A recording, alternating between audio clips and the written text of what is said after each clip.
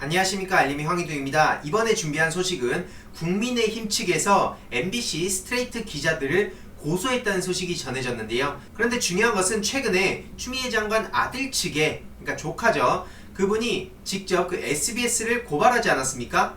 그때 언론단체가 나서면서 뭐라 그랬습니까?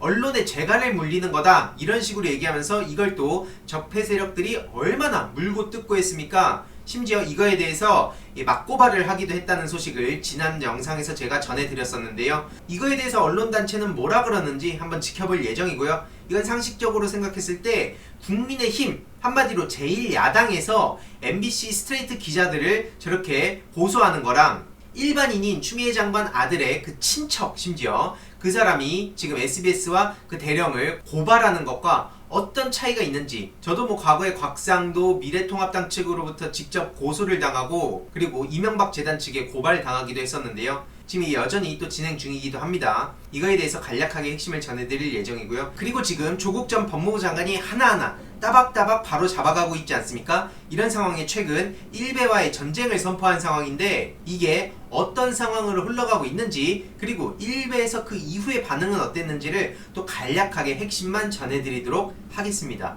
국민의힘 측에서 MBC 스트레이트 기자들을 고소했다는 소식이 최근에 전해졌었죠. 앞서 말씀드렸지만 제1야당에서 두 국민의힘에서 MBC 스트레이트 진행자, 부서장, 데스크, 취재 기자 등 4명한테 각각 4천만원씩 배상하라는 명예훼손 소송을 제기했다는 건데요. 주호영 23억, 박덕흠 73억, 그리고 앞에 말씀드렸듯이 언론단체에서 추미애 장관 아들의 그 친척이 이 SBS 고발한 걸 두고 언론 길들이기 철회하라, 이런 식으로 얘기를 했습니다. 심지어 언론 재갈 물리는 거라면서 또 모 단체에선 맞고발했죠. 먼저 시민단체는 그 과거에 김제동 씨를 직접 고소하고 새누리당 출신의 의원이 저 위원장을 하기도 했었다고 알려졌었죠. 다시 한번 말씀드리지만 일반인이 이걸 고발하는 것, 심지어 터무니없는 얘기들로 계속 명예훼손 당하고 온갖 조롱과 비난을 당하고 있는 상황에서 그걸 고발한 것과 제1야당이 고소를 직접 저렇게 기자들한테 하는 것과 같습니까? 이게 또 그러면서 뭐 조국 전 장관하고 뭐 이거 갖고 와갖고 물타기 하는 사람들이 분명 있을 걸로 예상되는데요.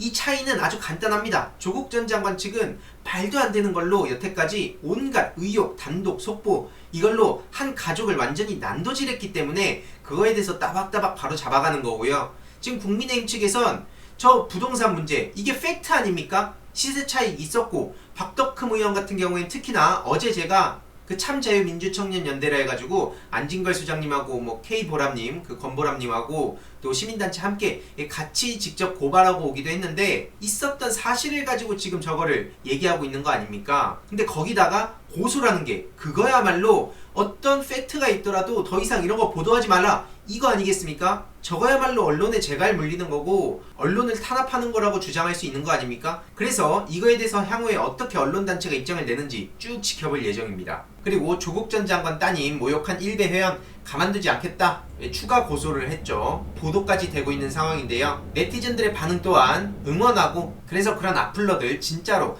깜빵도 보내고 알거리지로 만들어달라, 이런 네티즌들의 반응이 있고요. 특히 표현의 자유가 악랄하고 저열한 허위 사실을 유포해서 타인의 명예를 중대하게 침해할 권리를 주는 건 절대 아니다, 이 멘트가 정말 공감 간다. 특히 일베는 국가 전복 가짜뉴스 생산지다, 다 감옥에 넣어야 된다, 이런 댓글들이 압도적 추천을 받았습니다. 이게 한마디로 대다수 이 네티즌들의 민심인 거죠. 최근에 이해찬 그 전 대표님이 조국 대란의 본질을 이렇게 직접 인터뷰를 하기도 했는데요.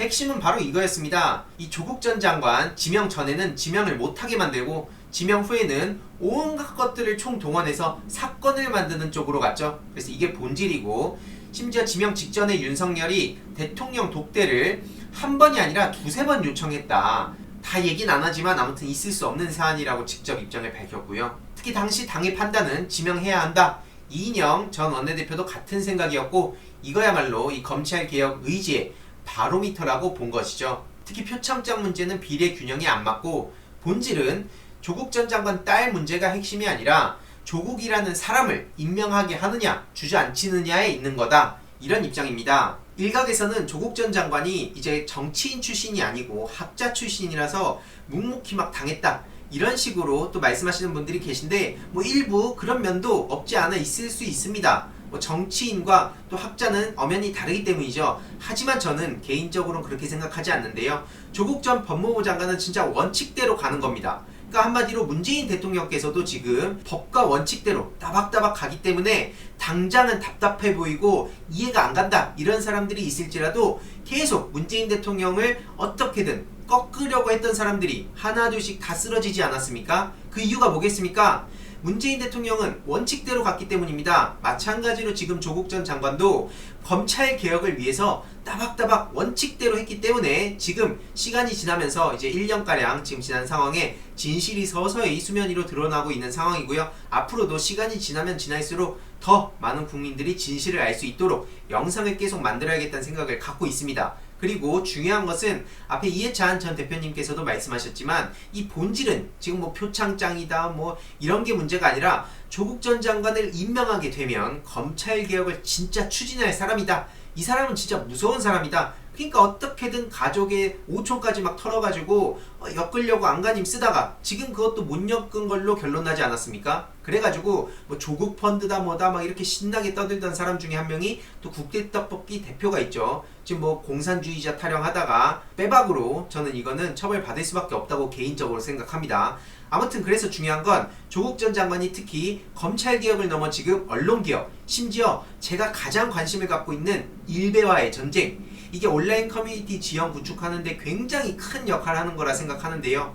물론 지금 일베뿐만 아니라 각종 커뮤니티 사이트들이 일종의 스며들고 점령을 당해가지고 이걸 바로 잡는데도 시간이 꽤 걸립니다. 그런데 이런 조국 전 장관이 따박따박 이걸 대응을 하고 있어서 저는 이게 엄청난 거다 라고 계속 얘기를 하고 있습니다. 정말 조국 전 장관은 무서운 사람이다 이 생각이 드는데요. 지난 영상에서도 보여드렸듯이 악망문, 한마디로 일베 위장사과문을 아무리 올려도 100번을 올려도 소용없다. 민사소송도 예정 중이라고 하고요. 그래서 작년 8월부터 올해 8월까지 1년가량의 이 대응 요약을 했고요. 또 9월부터는 또 새로운 도표를 만들고 있습니다. 지금 최근에는 딸에게 성적 허위사실과 모욕을 했던 다수의 일베 회원들을 고소를 했고 또 손해배상 청구도 예정 중이라고 하죠. 지지난 영상에서도 공유 드렸지만 일베 잘못했다고 하면 용서받을 수 있냐? 처벌 덜 받으면 어느 정도 처벌받냐? 이런 식으로 되게 찌질하게 얘기했던 거를 공유 드렸습니다. 특히 저도 일베 회원들은 어떠한 관용도 없이 무조건 고소를 하겠다고 말씀드렸는데요. 가짜뉴스 뿌려가지고 저한테 뭐 공산주의 타령하고 그래서 직접 고소했고 꾸준히 바로 잡아갈 예정입니다. 그래서 저도 이렇게 직접 고소 내용을 하나씩 요약해서 모아놔야겠다, 한눈에 보기 쉽게 이런 생각이 드는데요. 일단 7월에는 일베의 어머니를 향한 성적 모욕을 했던 사람들 2명 고소를 했는데 지금 기소 중지가 됐죠. 그리고 모 유튜버에 대해서는 지금 민사소송과 사실확인 요청을 좀 해놓은 게 있는데 이거는 지금 공유드리긴 어렵습니다만 추후에 좀 어느 정도 정리가 되면 공유를 드리겠습니다. 그리고 리섭TV 앞에 말씀드렸듯이 지금 수사 중이고요. 또 오늘 일베 회원 모욕죄로 고소를 할 예정입니다. 용산경찰서에 할 예정이고요. 과거에 실제로 템플턴 대학교 가짜 대학 사건 고소를 해서 총장 징역 5년, 학장 2년 6개월 선고를 받기도 했습니다. 이해로도 TV조선 차이나게이트 관련해서 왜곡 보도를 한 게 있는데 그거는 선방심의위에 제재 요청을 했지만 권고로 마무리가 됐죠.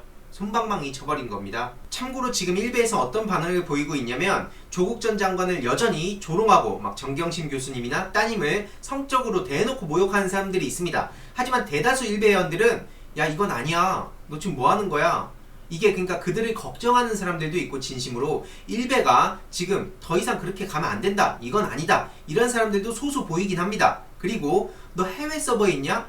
야 조국 몰라? 조국은 진짜 고소하는 사람이야, 너 조심해, 이런 식으로 얘기하는 사람도 있습니다. 제가 늘 말씀드리지만 이게 따박따박 조국 전 장관이 대응을 하면 결국에 이게 할 수가 없어요. 쉽게 말해서 이 배우 김가연씨 하나하나 따박따박 그 악플러들 대응을 하니까 청정구역이라 불립니다. 함부로 그런 얘기를 못하는 거예요. 지금은 어떻게 보면 마지막 발악을 하는 겁니다. 센 척을 하다가 아까 그 일베 회원 어느 정도 처벌받나요? 이랬던 사람 그걸 보시면 쉽게 알 수 있습니다. 그래서 아무튼 오늘의 결론, 지금 국민의힘이 MBC 스트레이트 기자들 고소한 거 언론단체에서는 뭐라 그러는지 지켜볼 예정이고요. 추후 진행 과정도 공유 드리겠습니다. 그리고 조국 전 법무부 장관 이 따박따박 진짜 무서운 분이라는 생각이 다시 한번 들고요. 특히 일베와의 전쟁을 저도 지금 본격적으로 시작하면서 일베에 대해서는 꾸준히 고소를 할 예정입니다. 악플에 대해서. 그리고 이 DC 인사이드에서도 좀 몇몇 악플러들이 쭉 있는데요. 다 모아갖고 하나하나 저도 대응을 해나갈 예정입니다. 그리고 참자유민주청년연대에서도 청년들의 불공정 문제에 대해서 본격적으로 목소리를 낼 예정이니까요. 많은 관심과 응원 부탁드립니다. 이번 내용도 유익했다면 구독, 좋아요, 알림 설정, 그리고 멤버십 가입 정말 감사드리고요. 이 내용도 주위에 널리 공유 부탁드리겠습니다.